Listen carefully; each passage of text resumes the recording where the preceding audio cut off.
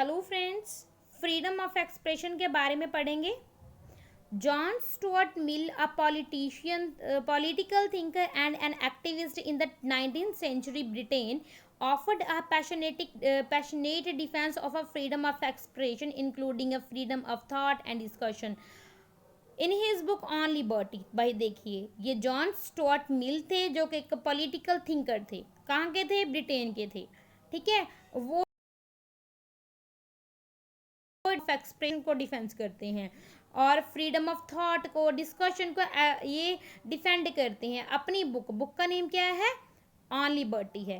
ही offered 4 reason, वो 4 reason देते हैं why there should be a freedom of expression, और जिसमें वो बोलते हैं क्यों फ्रीडम ऑफ एक्सप्रेशन होनी चाहिए। Even for those who expose idea that appear false और मिसलीडिंग टूडे, और वो बोलते हैं उनको भी फ्रीडम ऑफ एक्सप्रेशन होनी चाहिए जिसको हमें लगता है कि इनके आइडियाज़ गलत हैं, मिसलीडिंग हैं। फर्स्ट क्या है? No idea is a completely false. उनके अकॉर्डिंग क्या है कि कोई भी जो आइडिया होता है वो पूरी तरीके से गलत नहीं होता। What appear to us as a false has an element of truth। जो false है ना, वो भी ना एक ट्रुथ एलिमेंट का ही, ट्रुथ का ही, सच का ही एक पार्ट होता है। If we ban false idea, अगर हम जो गलत आइडिया के ऊपर बैन लगा देंगे, रोक लगा देंगे, वी वुड लॉस, तो हम लॉस कर देंगे ट्रुथ का एक एलिमेंट, जो कि उसका ट्रुथ का ही एक एलिमेंट है, उसको हम लॉस कर देंगे। That is related to the second point. तो इसी तरीके से वो सेकेंड पॉइंट को रिलेट करते हैं। Truth does not emerge by itself. जो ट्रुथ है वो कभी भी अपने आप नहीं उभर कर आता। It is only through a conflict of opposing views. ये जो ट्रुथ है वो अपोजिंग व्यू के साथ उभर कर आता है। That truth emerge. Ideas that seems wrong, जो आइडियाज हमें आज गलत लग रहे हैं, ऐसा भी हो सकता है, may have been very valuable in an emergence of what we consider a right kind of idea।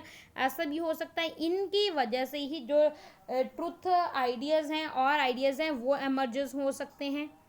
Thirdly वो क्या रीज़न देते हैं? This conflict of idea is valuable. ये जो कॉन्फ्लिक्ट ऑफ आइडियाज़ हैं ये बहुत कीमती होता है।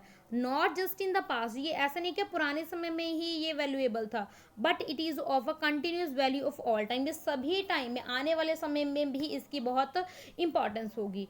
Truth always run to the risk of being a reduced and unthinking clinch. तो क्या जो ट्रुथ है को एक रिस्क पे ही चलता है, एक अनथिंकिंग क्लिंच के साथ ही चलता है।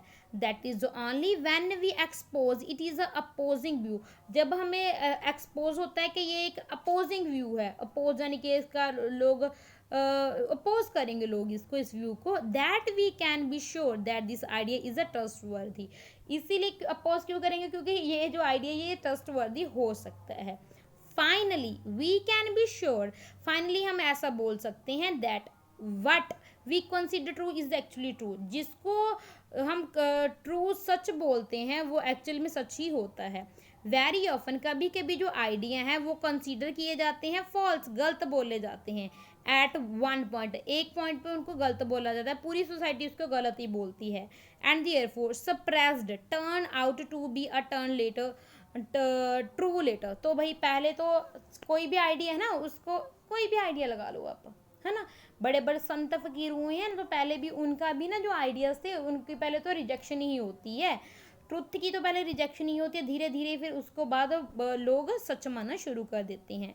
A society that completely suppressed, जब जो सोसाइटी है वो जब पूरी तरह से सप्रेस्ड कर देती है उन आइडिया को, that are not acceptable today, जो कि आज एक्सेप्ट नहीं करे जा रहे, runs the danger of losing the benefit, उससे हमें डेंजर